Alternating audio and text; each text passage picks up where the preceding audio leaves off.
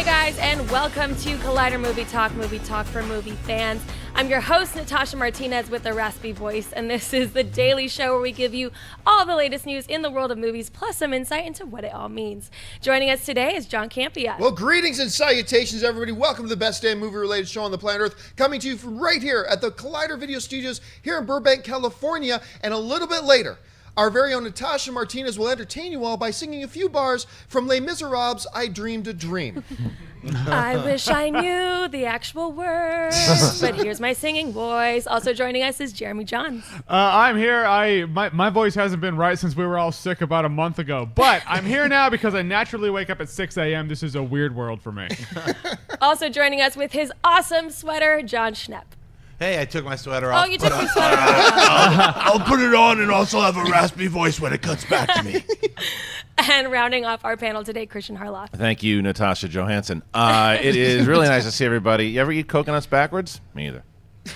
All right, we got a whole bunch of stuff to cover today. Let's get to it. And Schnepp now has a sweater. Yay. Check it out. Yay. Okay, we've already seen the Magic. Incredible Hulk spar with Thor and Iron Man, but how about seeing him fight with Groot? That's the question of the year, and thanks to Vin Diesel, who plays the voice of Groot, we could actually see the two Marvel favorites square off in an upcoming movie. Diesel recently spoke to Screen Junkies at Brazil's Comic-Con, and not only did he tease a Groot versus Hulk, but he also had an idea for another interesting MCU standalone. I think if it's up to James Gunn, you're going to see a Groot Rocket movie after Avengers Infinity War. I think that's highly possible. We shall see. I know that somewhere in the universe you're going to see Groot and Hulk battle. I know it. You can write it somewhere. You're going to see that poster, Groot versus Hulk. Jon, do you think there's a good chance we'll see Hulk versus Groot in a future movie in the MCU? All right, first let's break this question down into two separate categories. One, would I like to see Hulk versus Groot? Hell yes, I would love to see Hulk versus Groot. Hulk wins that fight. I mean, I don't care what issue of what in that movie universe, Hulk wins that fight. But that would be a damn fun fight, especially since and you can feel good about the fight, and you can feel good about seeing Hulk rip into pieces, because we've already seen Groot rip to pieces, and he just comes back, and everything's going to be fine. So that'll be great. Will we see it? Look, Vin Diesel is one of the most open, probably inappropriately so, is one of the most open celebrities about talking about things he's involved with and what he's doing. And a lot of things that he says that comes to fruition, and it happens. He's also the same guy who pretty much told us he was going to be Black Bolt in an Inhumans movie. Now there's not going to be an Inhumans movie, although I probably believe him that was probably true at the time, before the drama between Kevin Feige and Perlmutter and the split of the divisions between Marvel Television versus Marvel Movies, because at one time they were all just connected and now they're not. So I get that. I gotta believe at some point it's gonna happen. Look, Kevin Feige, he walks a very fine line between knowing when to tell just a great story and when to give the fans what they want, because some filmmakers make the mistake of let's just give fans what they want regardless of anything else. That's bad filmmaking, because fans aren't filmmaking experts. They don't know what follows through. They may give them something that we want and it turns out to be garbage. But then some filmmakers totally ignore the fans, and Feige seems to have found a way to try to give the fans what they want while not compromising making good movies at the same time, and making the two blend when appropriate. If he can come up with a way that makes sense and fits into one of the films properly and tells his story to have Groot versus Hulk, I think he knows the fans would want to see that. I would love to see it. I'm going to ever so slightly say yes, I do think this is going to happen at some point. What do you think, Schnepp? Well, I feel like you're right. Diesel's always dropping these little nuggets, like, maybe this is going to happen. And then, a lot of the things that he says do end up happening. But you're right. Black Bolt's probably is not going to be Black Bolt in that IMAX television series. But I think Groot and Hulk are going to fight, and they're probably going to end up fighting in the Infinity Wars. It wouldn't be after that. That'd be the ideal time to bring, because we know Guardians of the Galaxy are going to be in that movie in some way, shape, or form. Maybe there will be some kind of like throwdown between the Hulk and Groot. I mean, it's happened in the comics before. Check it out, annual number 5, The Incredible Hulk. Jeremy, what do you think? Things like this have happened in the Marvel Cinematic Universe already. You know, we've had a Hulk versus Thor in the Avengers. We had Hulk versus Iron Man in Avengers Age of Ultron. Yeah. I imagine at some point, I mean, Thanos is going to have the Mind Stone. He's going to tap Hulk on the head and be like, all right, go fight Groot, or go tear up the Avengers. And then once again, Groot's going to fight him. I mean, I can totally see something like this happening. It's almost like a no-brainer that it'll happen. I do think Hulk will kick the snot out of him, really. I mean, he's a plant. And like you said, whatever happened in the comics doesn't matter. We're confined to the cinematic universe. And in that universe, Hulk wins against baby Groot. Christian. I think that they will fight for sure, and I'm not counting Groot out as fast as you guys are, because I also don't know what he's going to go through in this next movie, or what kind. And I've also he could be stronger than we think in the movies. So I do think Hulk will eventually win, but I think it'll be a closer fight. And I think that it might even be one of these things where they first kind of meet up, like, who are these guys? And maybe they both think each other are bad guys, and they fight each other, and like, the Guardians break it up, the Avengers break it up, and there you go. As far as the movie between Rocket and Groot, no, I don't think it's going to happen. And I'll tell you, because the first comment is, if James Gunn had his, if it was up to James Gunn, it isn't. And I think right now that particular movie isn't something that's in the timeline. Now, I shouldn't say never. Between 5-10 years, if they want to kind of franchise over after the next couple of storylines with the Avengers are done, and they want to go in a new direction, then maybe you can have, very similar to what you're doing here with Ragnarok, when you're having Hulk and Thor team up. But obviously Groot and Rocket have this relationship, everybody loves them. I think down the line, maybe 5-6 years from now, possibly, but they're focusing on other things right now. I do think, I was going to say, I do think that'll be the greatest dialogue ever. I think whoever's penning this is going to have the greatest step back and go, oh, thank God, I am Groot. Right. Hulk smash. I am Groot. Hulk smash. I am Groot. Hulk smash. Is that final Hulk smash that does it. But as far as like where the standalone possibilities, to me, it's a very odd thing. That's a very odd thing. It's like, why not just do another Guardians movie?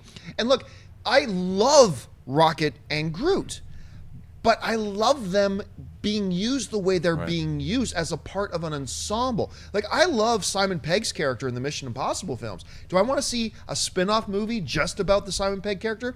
No, I love him as a part of that team, and I just don't see why.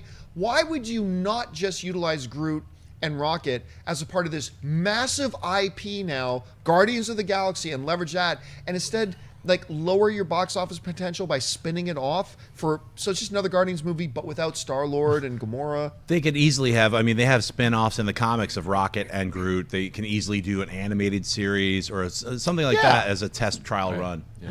Greatest buddy cop movie ever. That's what I know. That's what that would be. Greatest team up since Johnny Utah and Gary Busey. Two meatballs, too. Look, I do want to know what you guys think for watching us. Would you be interested in a Groot and Rocket spin-off movie, or would you rather just see them continue in Guardians movies? Let us know what you think in the comments section. All right, what's next? According to Deadline, Will Ferrell has been tapped to headline an upcoming eSports comedy feature from Legendary Pictures and Gary Sanchez Productions. The movie will center... Are you laughing at my voice? No. I'm laughing at Will Ferrell. The movie will center on Ferrell as a member of a professional esports team in which he's an anomaly in the sport because players usually retire in their 20s due to slowing hand-eye coordination.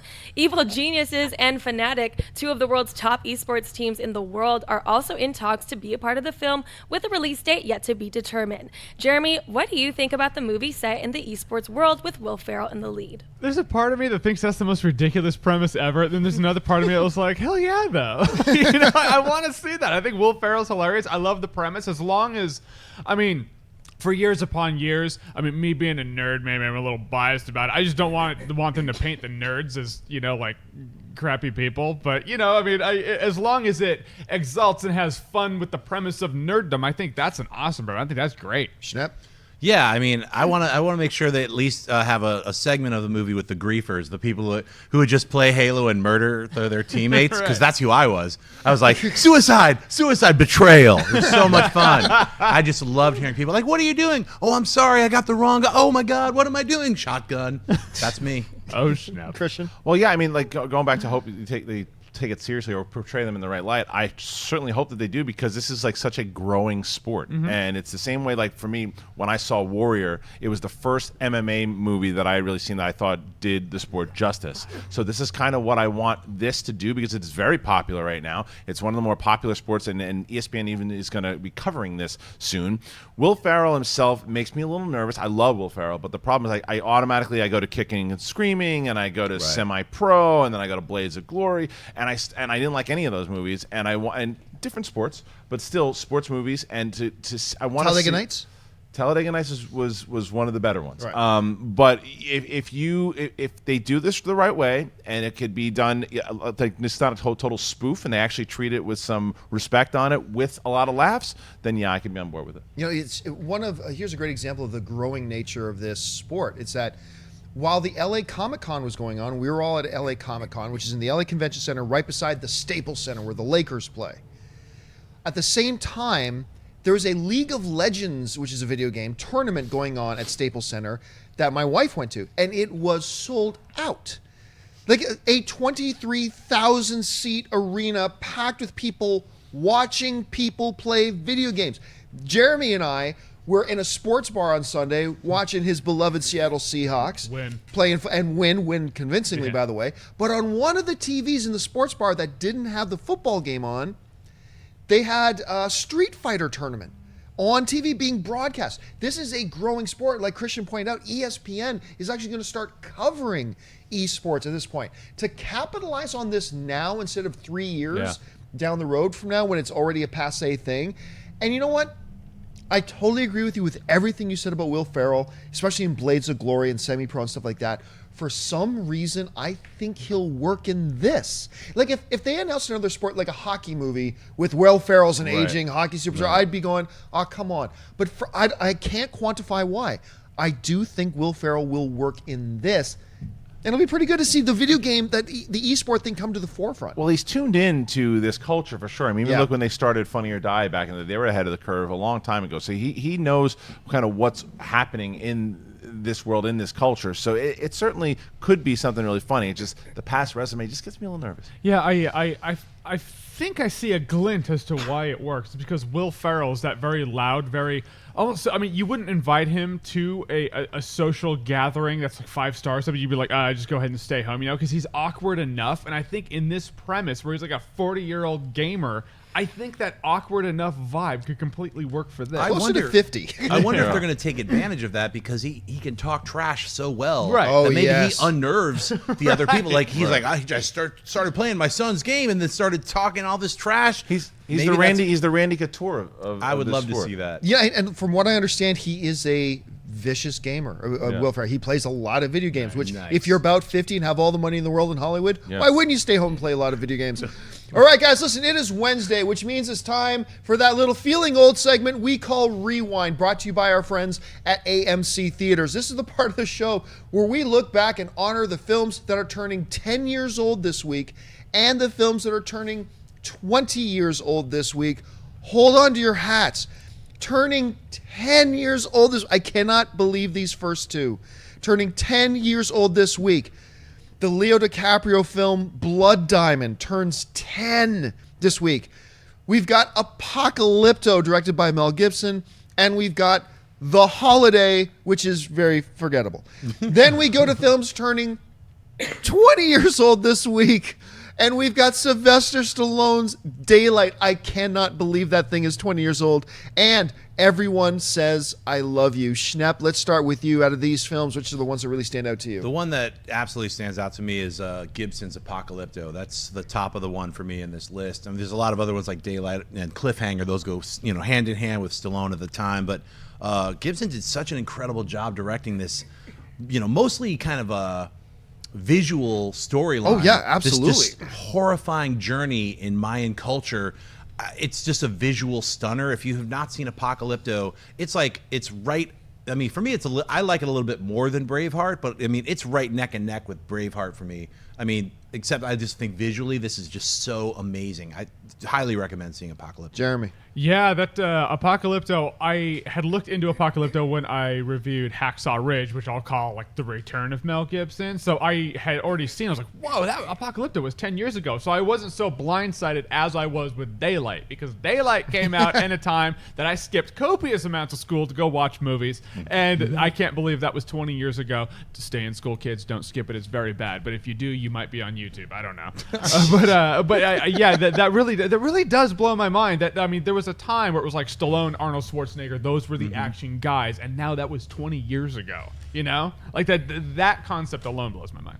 Kristian. Well, Daylight stands out for sure because I'm a big Stallone fan, and I remember that his career was kind of up and down, and that was one of the last like decent ones for that came out. And it's still, you go back, it's a dated film, but it's a fun Stallone film. But yeah, it's the 10 years ago. There's a lot of personal stories involved for me with Blood Diamond and Apocalypto that I'll tell at a different time. But Blood Diamond and Apocalypto stand out to me because they were just really great movies. And not that, I mean, The Holiday was better than I thought it was going to be, but I think those two particular movies, because Apocalypto, and I've said it many times, Braveheart's one of my favorite movies of all time. And for what Mel Gibson has done as a director, the guy knows how to shoot movies. He really does. And I remember being blown away by the film.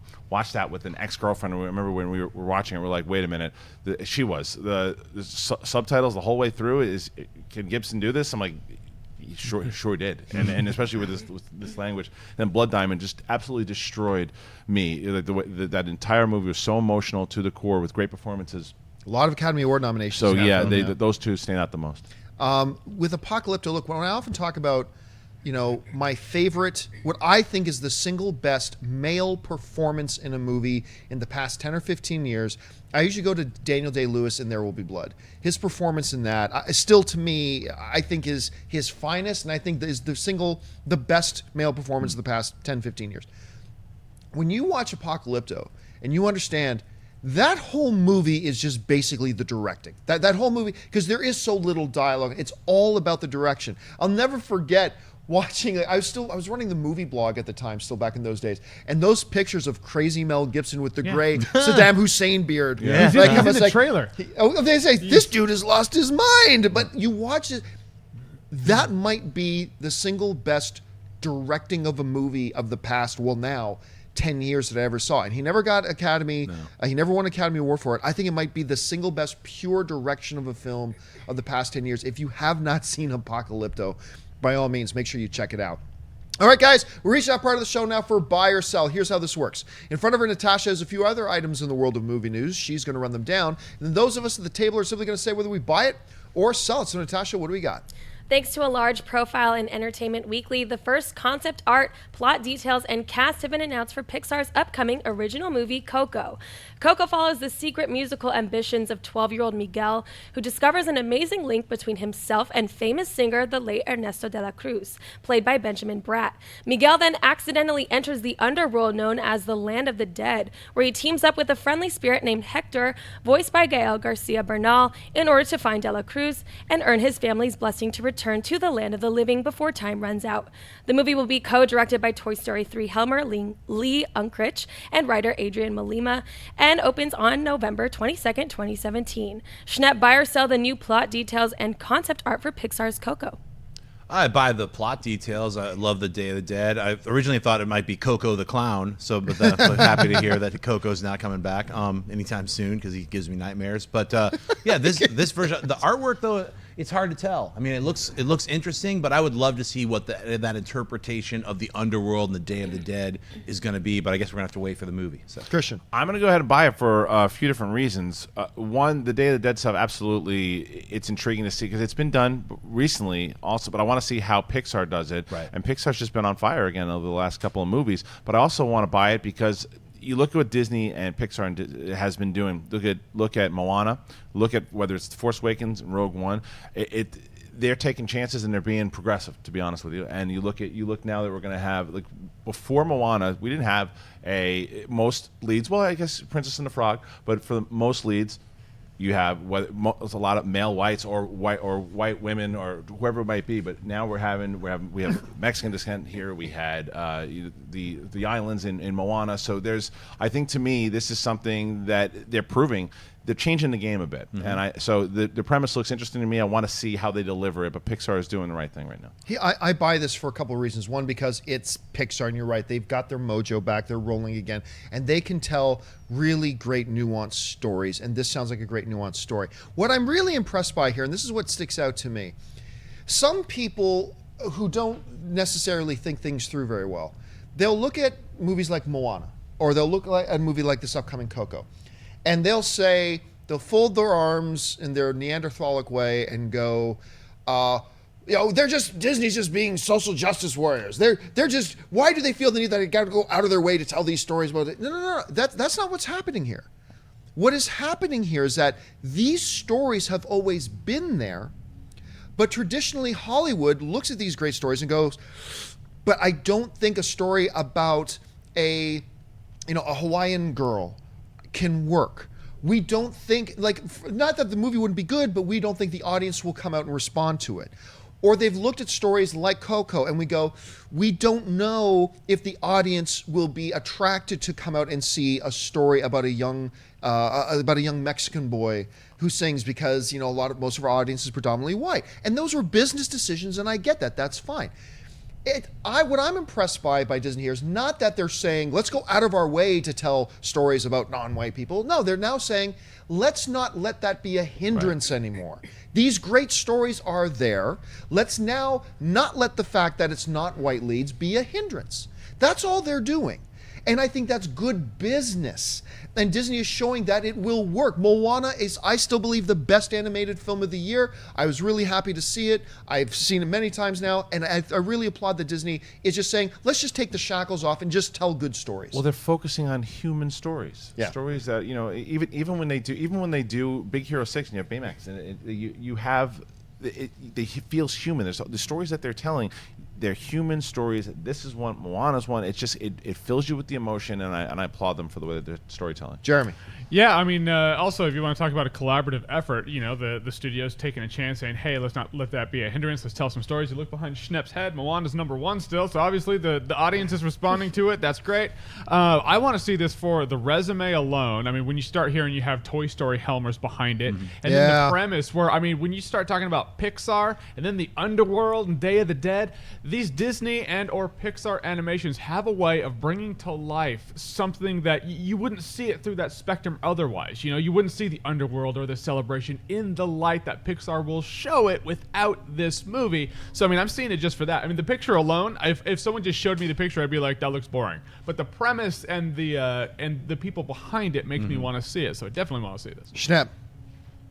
I talked about this already. Sorry, but I wanted to build on this. Sorry, wanted to build on this idea of telling these types of stories now. Do you see that as just them taking advantage of the fact that these stories have always been there, or do you see that as them trying something new for the sake of trying something new? I see it actually for our world now as a global network. I see it as not being afraid to tell stories that might not just be about a centric group of people, but it's about the entire world, and knowing that we have a global network now that everyone can enjoy these different stories. So I mean, that's how I look at it. I loved Moana. I thought it was fantastic, and I think this can be fantastic. Like I said, I'm with Jeremy a little bit. I'm not 100% sold with giant-headed grandma. I'm not, just from a character design type thing. That's a big head. She's got a big nugget head there. That's a super melon.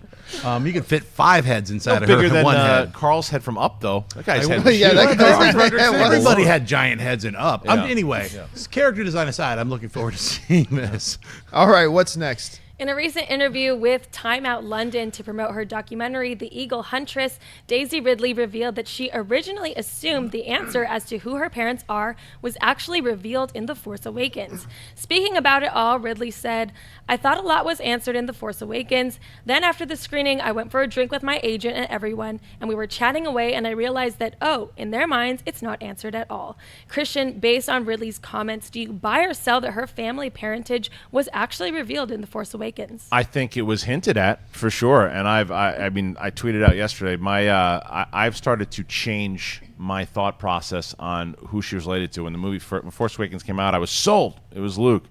I don't think so anymore. Are we waiting to say who we think? Yeah, we'll hold on with that. But I do think there was a certain tease in the movie that oh so briefly lets you know the start of the conversation. So I think she was playing a little coy as far as the ultimate reveal, like, yo, yeah, we told you who it was. I don't think that's the case. I thought they told you, oh, that particular thing was said. That's going to lead us into more conversation about said person in 8 and 9. Schnepp. Yeah, I think it's amazing the way they brought Jar Jar Binks into this, being the father of Rey. I just like, how did Misa that getting happen? busy. Yeah, it's like Jar Jar is very, the Gungans.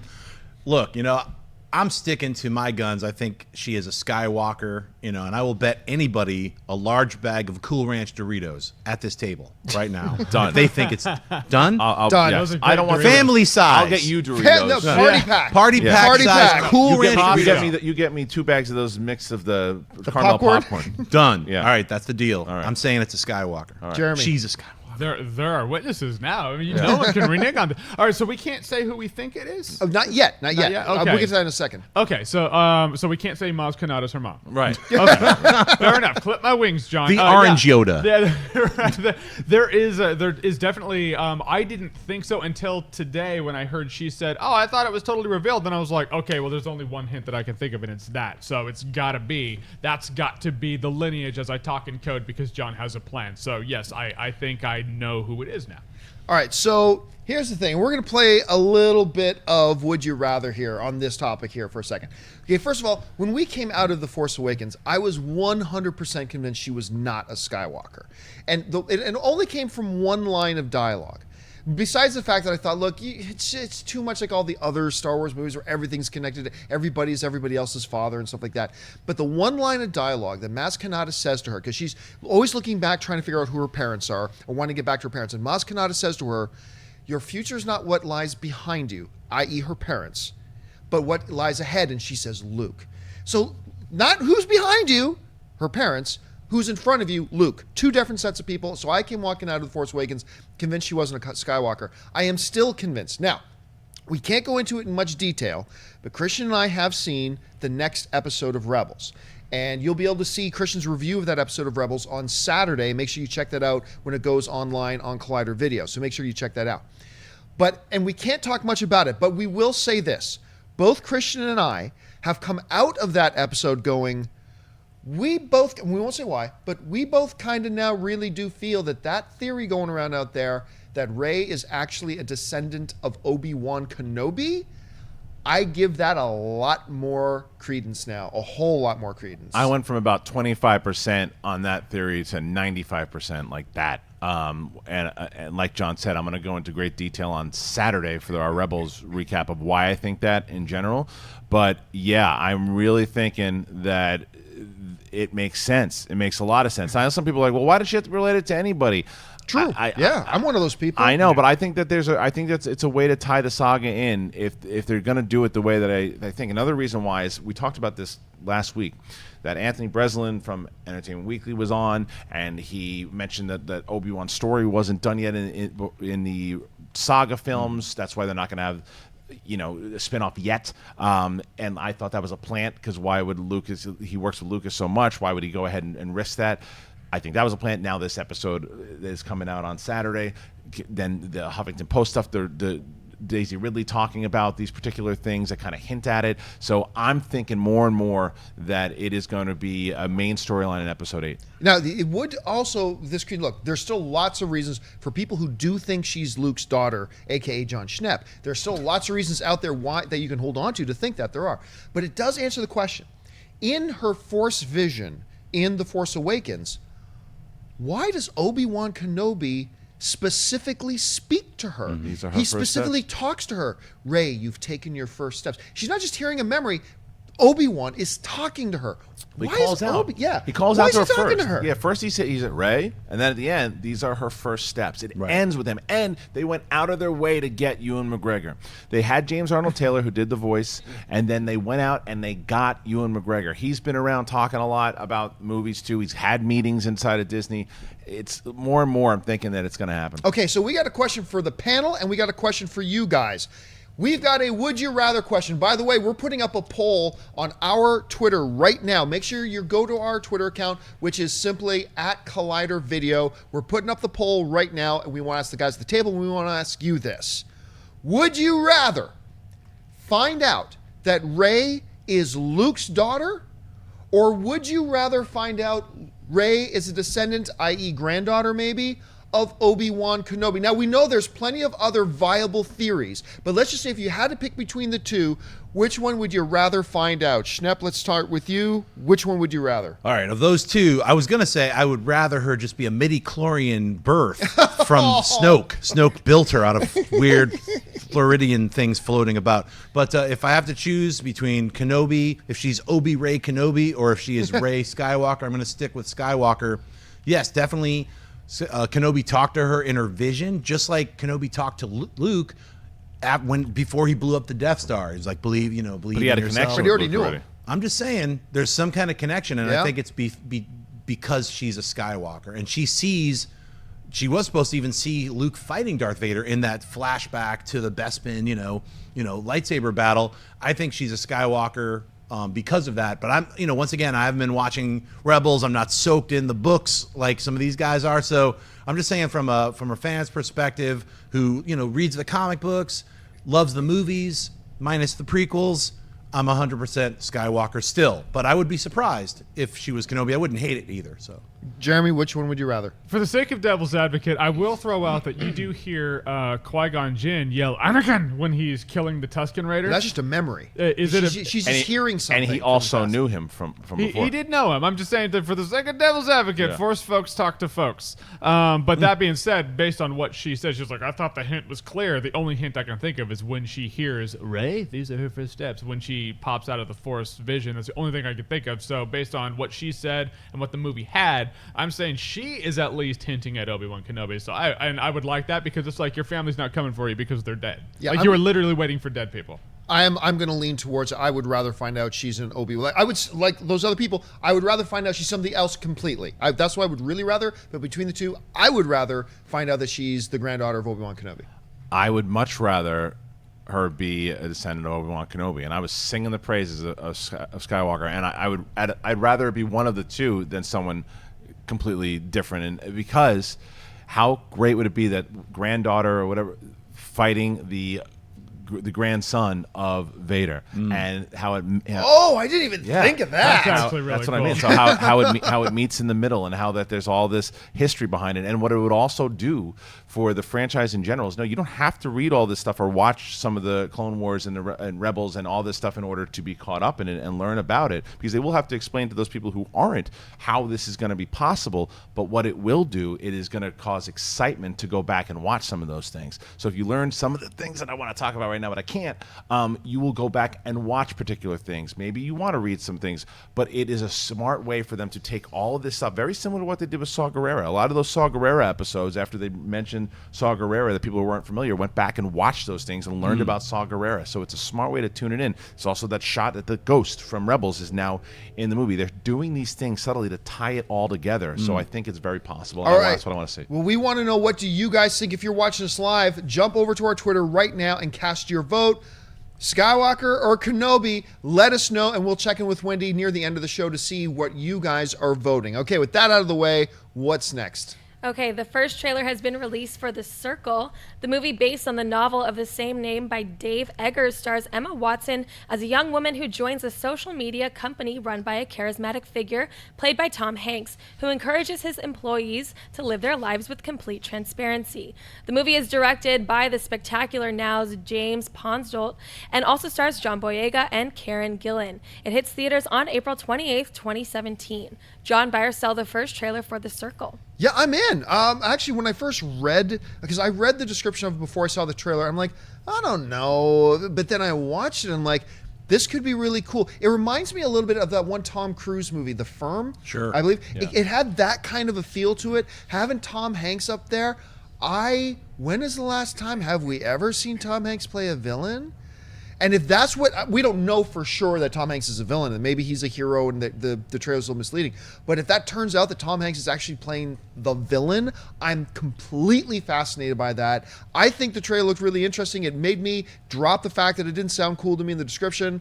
I'm into it. I buy it. What about you? I definitely buy it. And you talking about Tom Hanks being a villain, it's like, that's what I love about this trailer. You don't know. Is he a villain? Is he a good guy? Is he genuinely like, I want all this goodness for the world? Does he have like an ulterior motive where he's like, well, I want goodness for the world for my own personal gain? Are his good intentions going to lead to bad things unbeknownst to him? You don't know. There's so many paths and ways that this thing can go out. But as I was watching the trailer, I was like, I do want a world where everyone just has wonderful goodness. And it's a solid cast, too, with John Boyega. And also, I'm glad that dude's getting more and more work. I literally want John Boyega in a new movie every month. That's just me. But yeah, right when I got to this trailer, I was like, that's fascinating. I think that's the word I used. I was like, that is interesting. Kristian. I'm gonna buy it, but I thought it was a David Pumpkins movie, so I was gonna. I want to. No, I absolutely buy this. I love David Pumpkins. I was hoping that would be a movie. So, but no, I think that this looks great. I really am enjoying the turn that Emma Thompson is making. I mean, she's becoming the Watson. Thank you.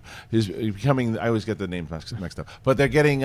She's becoming a superstar. I mean, a superstar with Beauty and the Beast coming out. All these movies that she's done. I'm glad to see that this is side to side with Tom Hanks. Tom Hanks, John Boyega, director of Spectacular Now, which was a really great movie. If you haven't checked that movie out, you should. And I wonder if he's going to be a bad guy. It has definitely. It's what I think the best word for this movie is curiosity. Schnepp.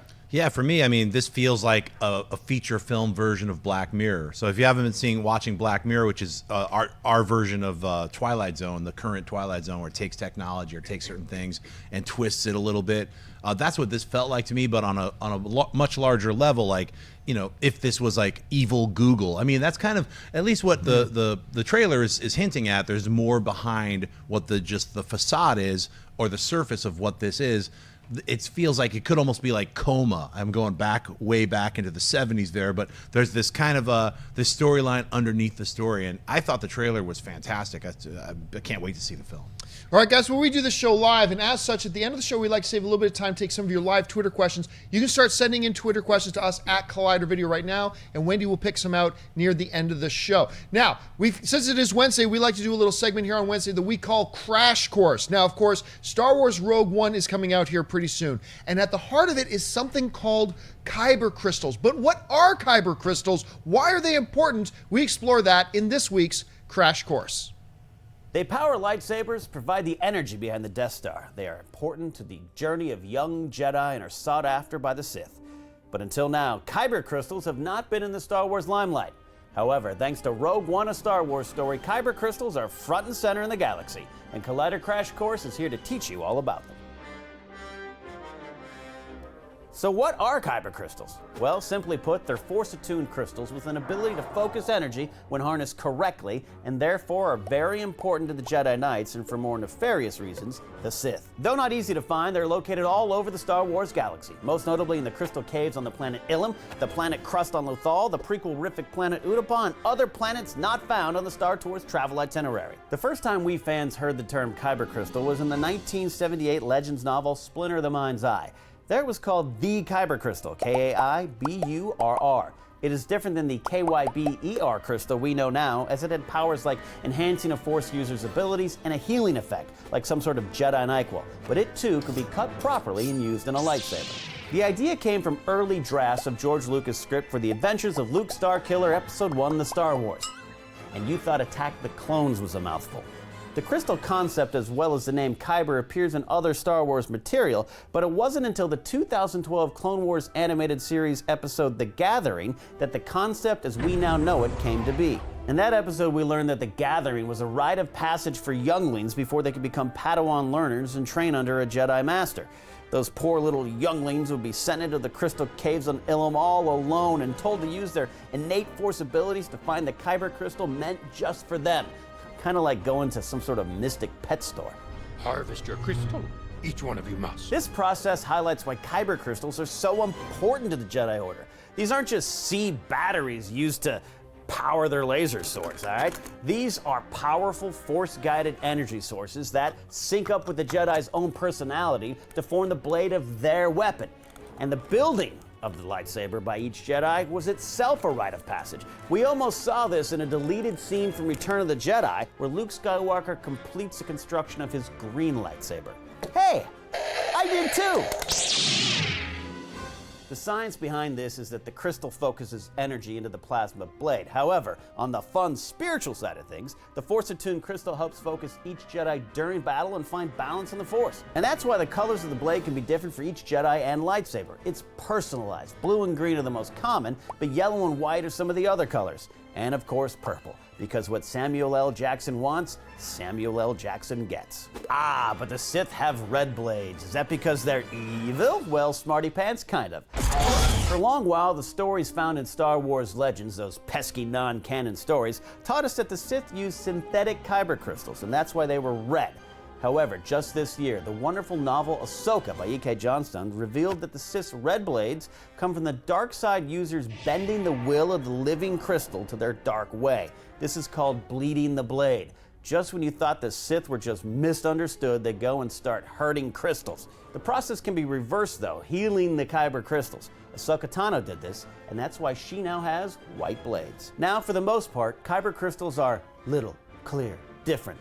However, there are large crystals, and they're just as important. In an unfinished Clone Wars episode, Obi-Wan and Anakin go into great lengths to keep one such large crystal on Utapau out of the hands of the bad guys for good reason.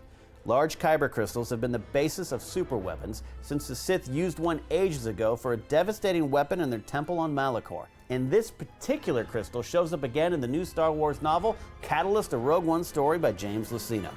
This great book has some of the most detailed material written on kyber crystals to date. Galen Erso, the scientist father of Rogue One hero Jyn Erso, has spent his life trying to find a way to use kyber crystals as an energy source for the galaxy.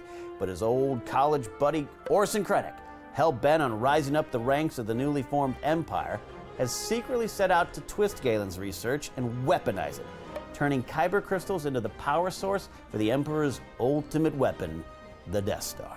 Going forward, we have to wonder how much will we learn about these mysterious and powerful crystals. Will Rey need one for her own lightsaber? Will the First Order harness them for more evil? And how many portions would Unkar Plot give for just one? We'll find out. But for now, kyber crystals will factor greatly into Rogue One, a Star Wars story, and you are as prepared as a youngling to find one of your own. Thank you so much, Kenny Knapsack. Hey, listen, guys, don't forget, Movie Talk is not the only show dropping on Collider Video today. This morning, a brand new episode of Nightmares dropped. Make sure you go check that out. Yesterday, a brand new episode of Heroes. That's online right now. And also, the Schmoedown match between Ashley Robinson and Mike Kalinowski went online as well. You can go check that out now. All right, guys, it's time to get to the mailbag. Natasha, what's in the mailbag today? Okay, James McKenzie writes, "Hey Collider crew, how's it going, guys?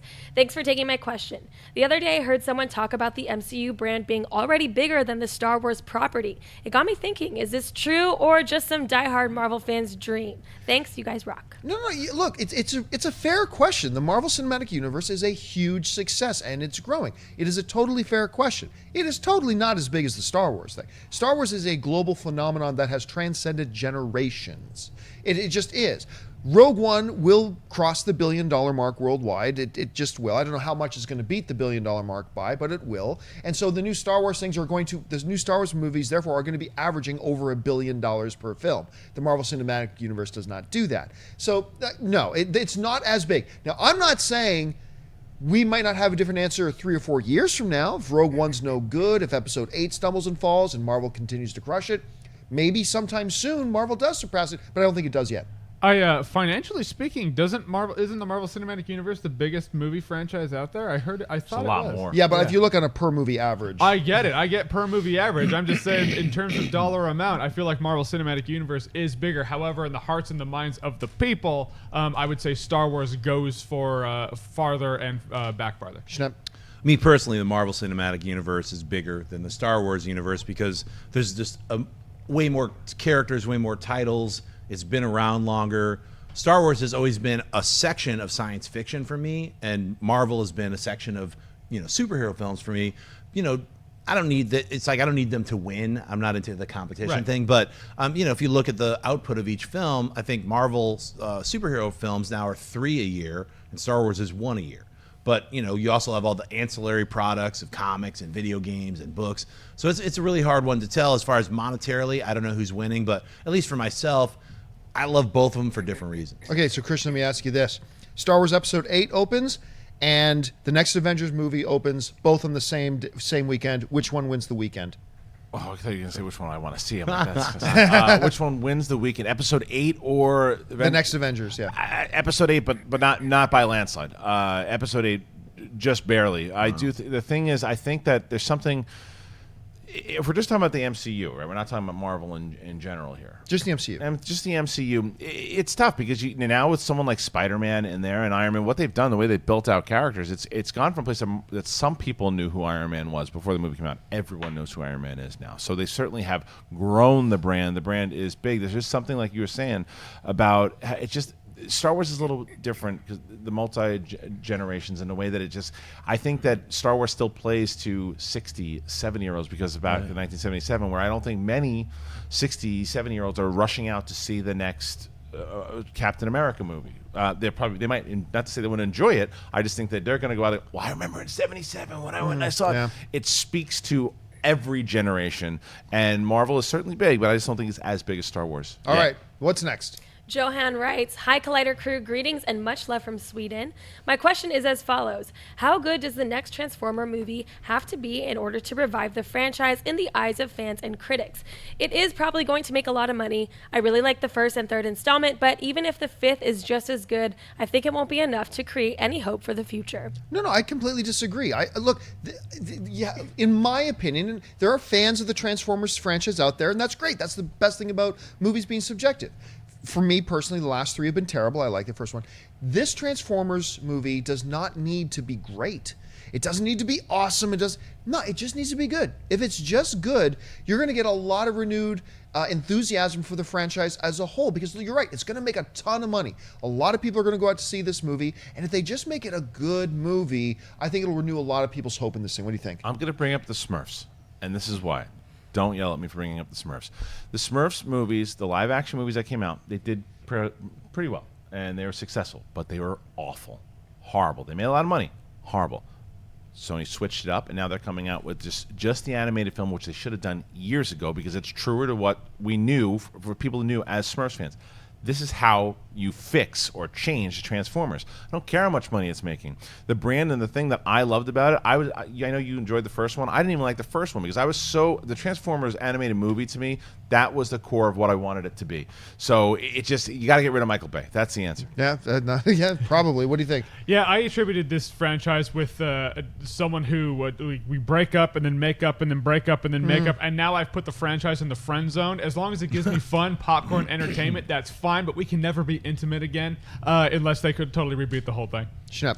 I'm going to just have to be completely drunk when I see Transformers 5. My rating, baby. Yeah, maybe it'll be good. Maybe I'll enjoy it. But, I seriously doubt it's going to be good, but it's still going to make $1 billion. And it's not going to be good for me, but there's millions of people out there who actually love these Transformers films. So it doesn't speak to me, but it speaks to them. Look, I will say this. For people out there who are looking forward to it, I'm looking forward to seeing it. I don't believe it'll be good, but there is hope out there. I do believe the first Transformer was good. Don't forget, it is Michael Bay who gets a really bad rap, sometimes for a good reason, but this is the same guy who gave us The Rock. This is the same guy who gave us Pain or Gain. He's done good stuff, and he could do stuff again, maybe, but there is reason to hope. All right, I said we save a little bit of time, take some of your live Twitter questions, and we're going to do that right now. Wendy, what are people asking in Twitter? They're all asking about this, specifically from Bruce Connor, who writes, "Have you guys seen the Spider-Man Homecoming teaser trailer? I know it's just 15 seconds, but what was your initial reactions?" Yeah, my reaction is fine. I generally don't like to react to trailers.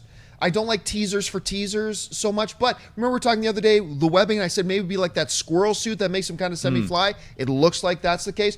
Looks interesting. I'm looking forward to the trailer. You guys are going to love the trailer if it's anything like the thing that they showed at Hall H. It felt like a John Hughes movie, but in a good way. Not John Hughes movie is not a good thing, but that tone, the comedy with Spider-Man. If they do the same type of thing for tomorrow's trailer, can't wait. I didn't see the teaser yet. Yeah, that was the pitch I heard, was that it's a John Hughes movie, but with Spider-Man, which is perfect for Spider-Man. Yeah, I mean, the teasers for teasers, just give me the teaser. Back in my day, we didn't have trailers for trailers, kids, but it does look cool. It got me excited. I was glad that Favreau was in it, too, so that was really good. Well, since we pre-taped this episode 6 weeks ago, we couldn't possibly have seen this teaser, but I saw it because I moved into the future, which is now, and I thought it was really fun. It was like handheld. Maybe he's got like a GoPro on his head or something. I don't know how they're shooting it, but it's got Happy Hogan in there.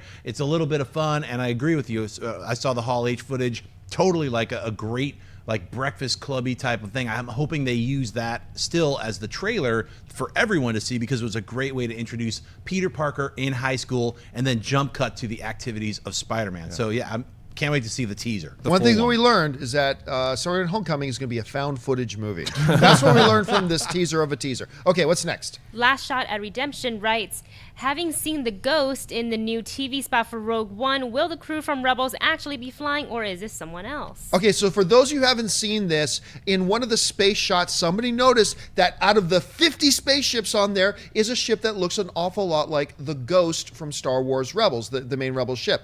I attribute this personally to the same thing we talked about this yesterday, that in the Senate, in the prequels, with all these millions of senators, you see the E.T. race. Totally, right? totally. I think this is just one of those things where it's like, hey, you know what? Let's just throw something in there because we need an alien race. I think it's like, hey, you know what? We've got the Ghost, we got Rebels. Let's show the ship. But I do not think at all we're going to see what's going on inside the ship. I do not think we're going to see any of the characters from it. I think that's just going to be one of the ships at the battle, and it won't make anything out of that. What are you thinking about that? I agree. I don't think you're going to see any of the crew in there because we're still about 2 years from Rebels into Rogue One, and they don't want to give away story elements of who's around or who's not. But I don't agree that I think that they consciously said that's the Ghost because we have to line up the fact that that ship is around at this time. Spoiler alert, Ghost doesn't get wasted in the You're show. right, The right. ship is still around. However, nice spoiler alert tag. However, I do agree that, I mean, it's such an on-the-nose thing, and it's only 2 years out. If it was like 50, then sure, but the fact that it's only 2 years out, I think it was purposely done. They did it on purpose, and I think that might be the ship. Schnepp. Let's put that spoiler alert back up. So, Jar Jar is not in the Ghost. All right, so take it away. All right, let's take one more question. All right, Movie Buff writes, is Pixar's Coco going to be compared to the Book of Life, which uses the Day of Dead as its story backdrop? It's impossible to say until we see how much of that is in the story and how they use that in the story. So, I mean, it could be compared some way, shape, or form, but I mean, movies that have the President of the United States aren't necessarily compared to other movies that use the President of the United States. Movies that revolve around Christmas time are not necessarily compared to movies. But, I mean, it depends. If they're done in a similar way, they will be. If they're done in a totally different way, it won't be. I think they're far enough as far as release dates go that people go, oh, it reminds me of Book of Life, because that's what I was thinking about before when we were talking about it, but I don't think that it'll be compared as far as tit for tat.